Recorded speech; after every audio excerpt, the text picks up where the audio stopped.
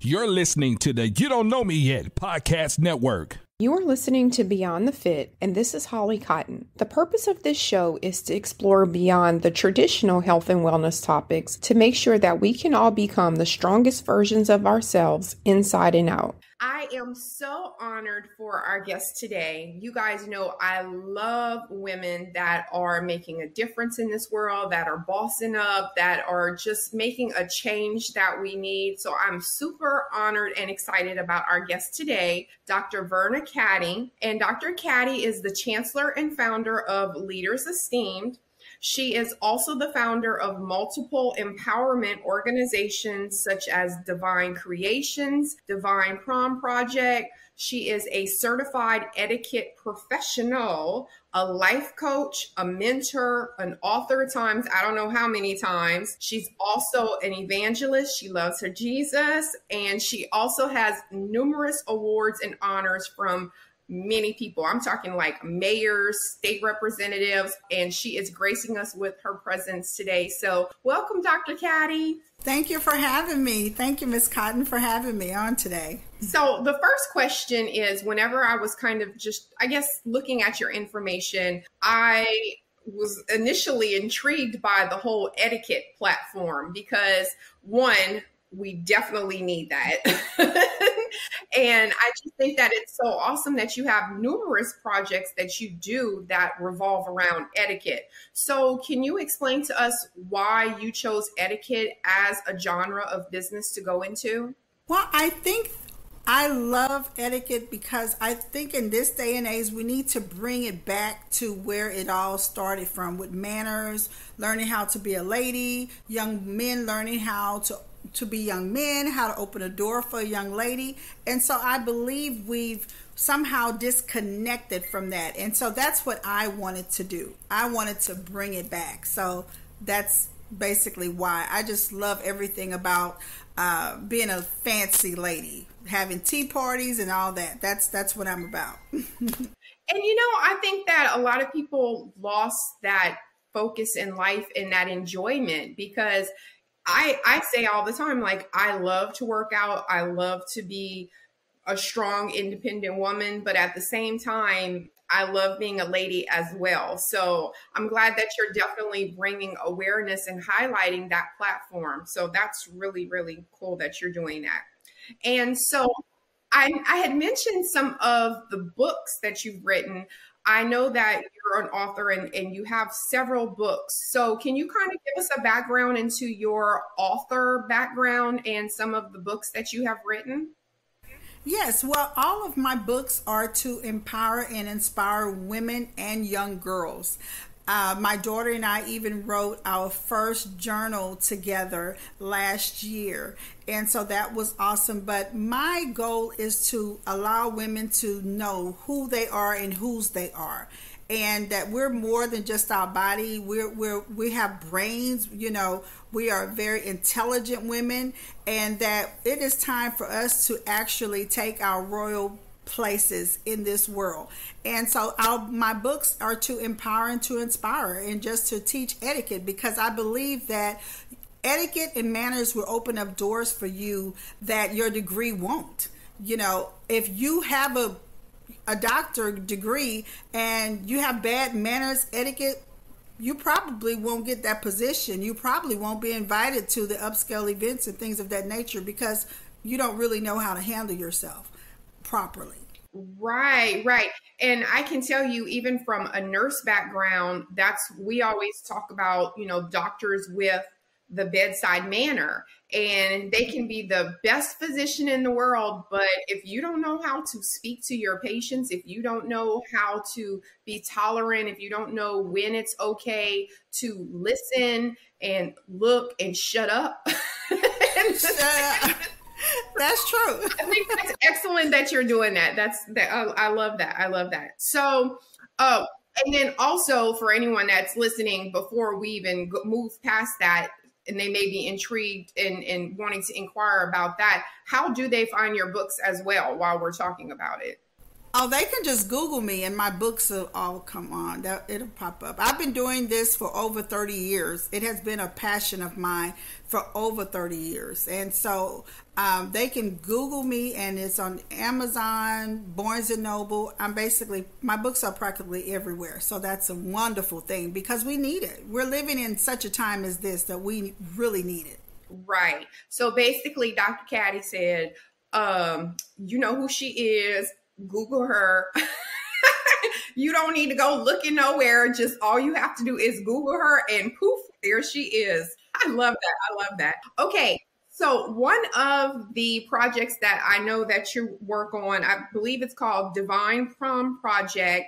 And I know that the focus, I guess, is free prom dresses. I'm going to let you explain exactly what that is. And I can tell you that I have a daughter. Thankfully, she graduated high school last year. But I also, I know exactly like her friends that couldn't afford dresses, or there's such like this stigma if your dress isn't a certain way. And I even know not only the girls, but I know one of the gentlemen that were in her little friend circle, they were kind of struggling to just get him a tuxedo for it.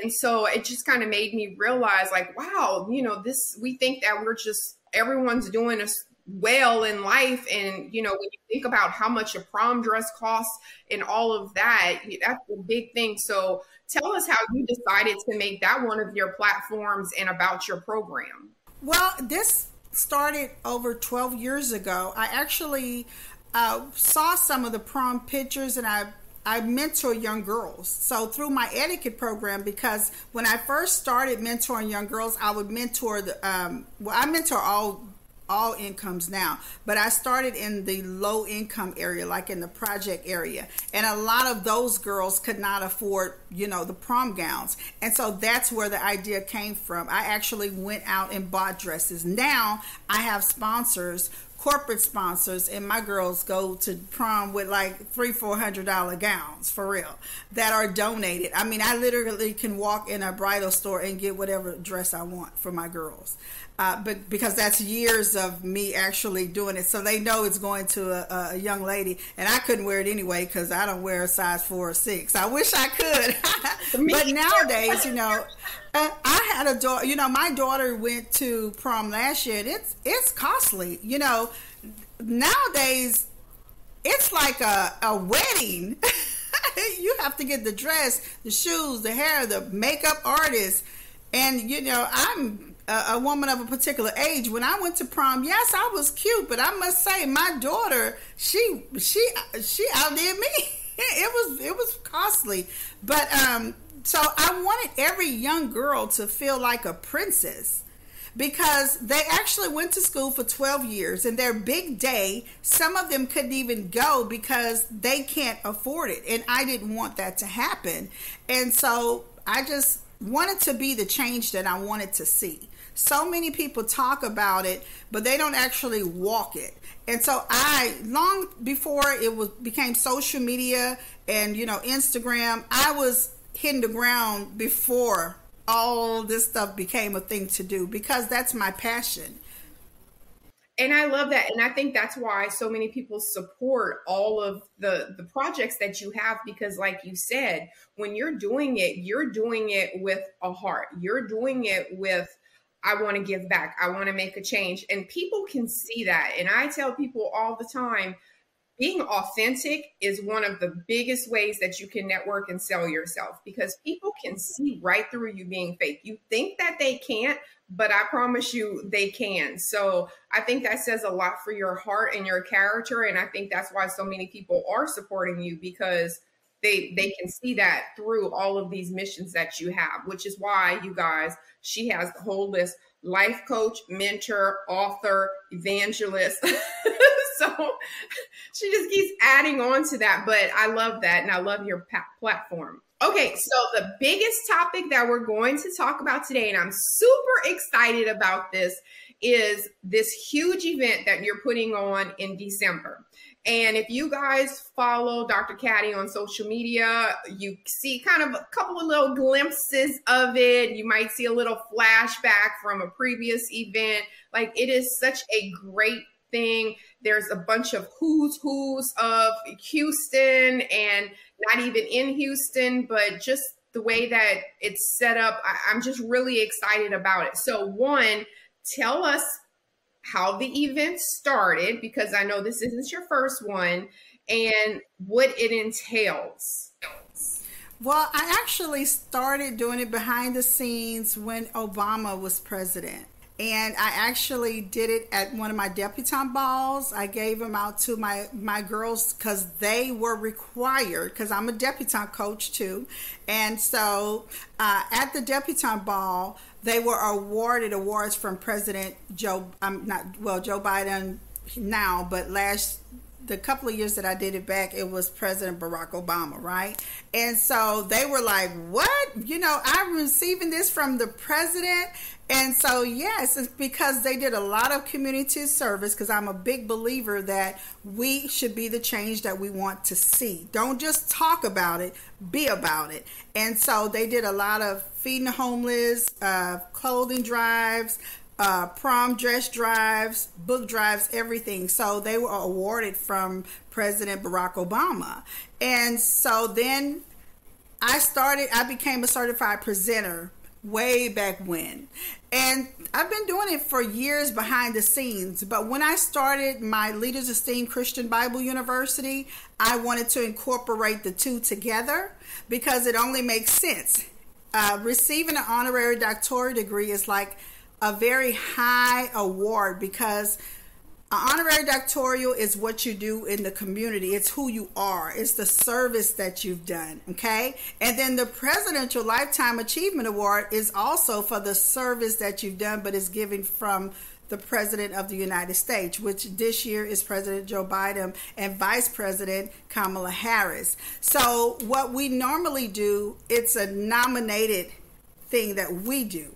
I know, a couple of other people are doing it, but mine is totally different from what everybody else is doing, because it's actually a graduation and the Presidential Lifetime Achievement Award. And also, you have to be nominated. Like, you can't just apply. You have to be nominated into the program, into our event. Okay, wow. Okay, so that's really cool. That makes me even more excited to support it. And I love that you were saying that, you have to be nominated. And I think that a lot of people, I say all the time as well, that the decisions and the choices that we make on a daily basis, you may not feel like anyone's even watching. But whenever you are nominated for something, that means that someone did see something that you. So I think that that's really, really huge for community. And not only that, but to encourage other people to give back. Like, you may think that what you're doing is not being noticed or nobody cares. And then you have events like this and you're like, wow, this makes me feel like my whole platform is actually being acknowledged and brought into I'm being highlighted, whereas I may highlight other people. So I love that as well. And can you tell us more about, I know you said, you were talking about your school. Can you tell us about that too? Because I know people may be wondering, like, wait, what? She has a school? What? So can you give us a little information about that? Yes. Well, 2 years ago, I received my honorary doctoral degree because of the things of my works that I've been doing for over 30 years.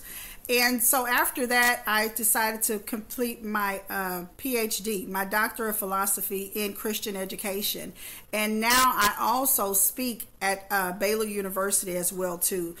So I do a lot of things with the Christian, because I'm a Christian. And so I just wanted, when I received my honorary doctoral degree and my PhD, I was like, you know what? I want to help others, because I don't want to be the only one to receive it. I like to help others. I truly like to generally help others.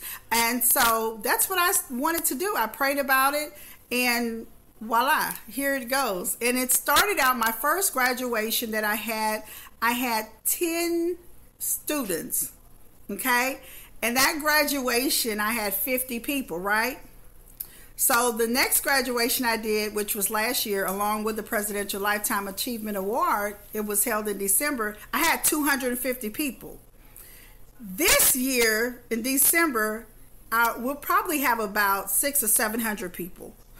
So it has just grown really, really, really big. And so I'm just so happy that, you know, God chose me to be a blessing to other people that are actually have been doing the works, don't look for accolades, but really like, oh, wow, I was nominated to receive the Presidential Lifetime Achievement Award and a doctoral degree? Seriously? And so I've even had people like literally cry because I normally call them and tell them, you know, hello, I'm Dr. Verna Caddie, and you were nominated. They're like, what? You?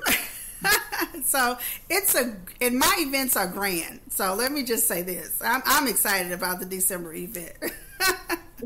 Well, first of all, you can't have someone that's an etiquette coach, that's used to all of these fancy events and prom dress shopping and all of this. Like, I would expect nothing but something grand from just you as a person. And all of your other projects that you're doing. That is really, really awesome. So if anyone is listening, what are some of the traits that you look for when choosing a candidate? Okay, again, you have to be nominated. We're very, very strict.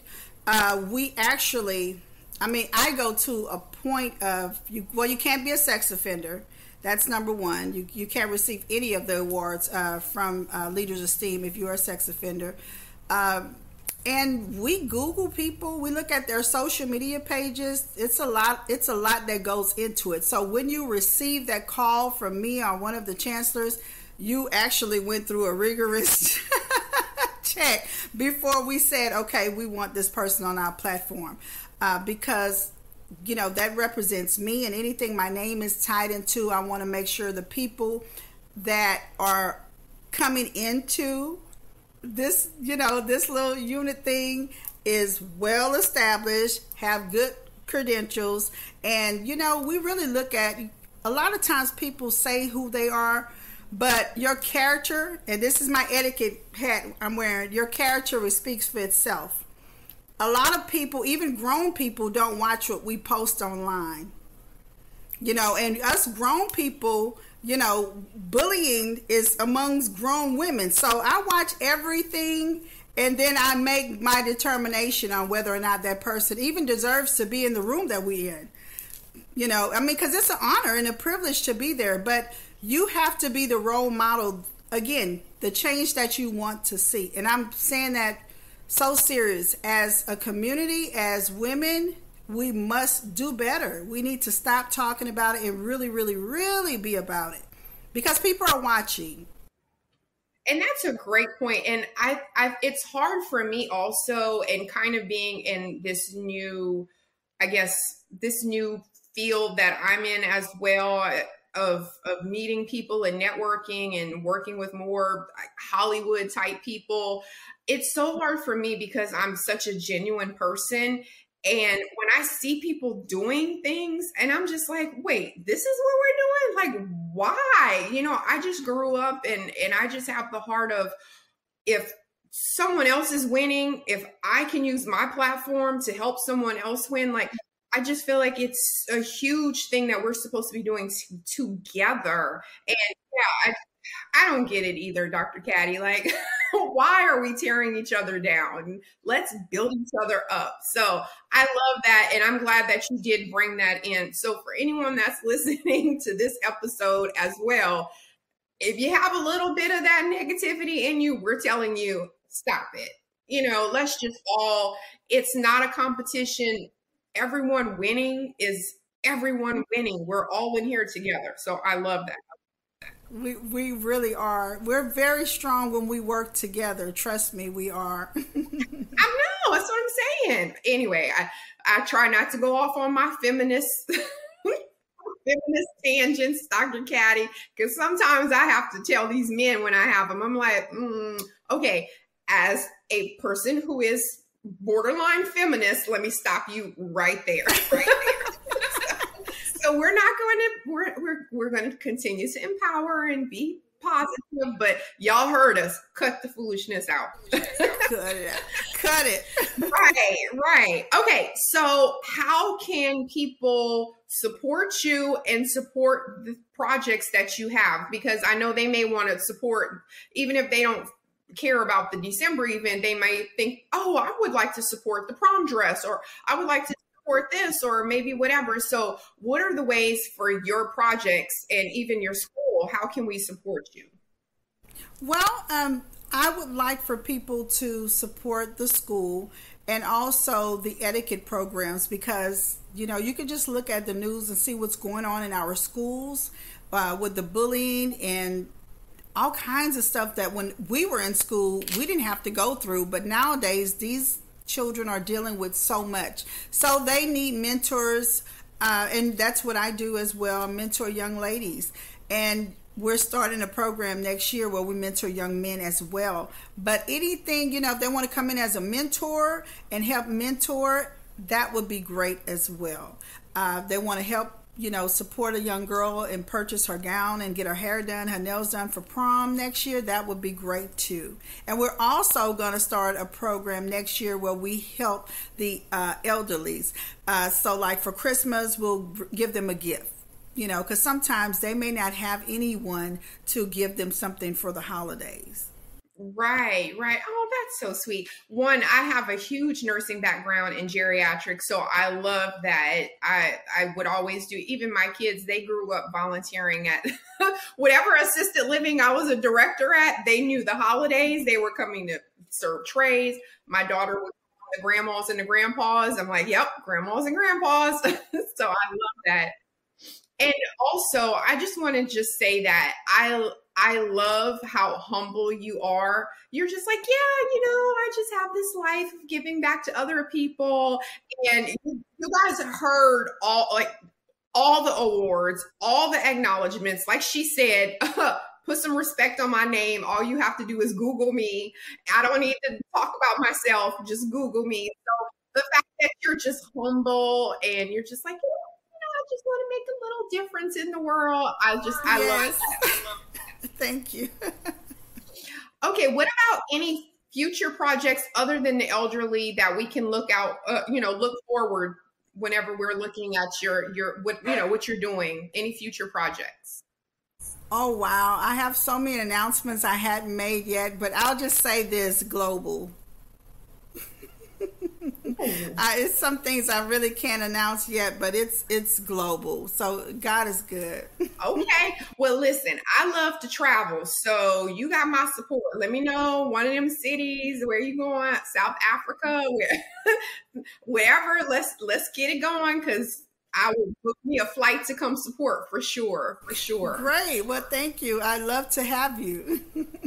Okay, so you guys, again, this is Dr. Verna Caddie, and she is gracing us with her presence today. And like I said, I always love to highlight women that are doing big things, and also anyone that's trying to make a change in the community. But not only that, but use this show and use what we said as maybe a motivation for you to give back, maybe in your own community. What can you do? Like she said, she found certain things and she identified certain problems, and she was like, you know what, let me be the change for these things, because obviously there's a gap here, there's a disparity. So maybe this is a wake-up call for you. Know that there is that opportunity for you, and also continue to network people and continue to embrace people that are doing in your community, because that's also how people are able to do more, by us supporting them. So if you're listening to this episode, be sure to share it. And thank you so much, Dr. Caddie, for joining us today. Thank you for having me, Miss Holly Cotton. And I can't wait for you to be honored December 4th. Me too. Okay. Thanks, guys. You're listening to the You Don't Know Me Yet podcast network.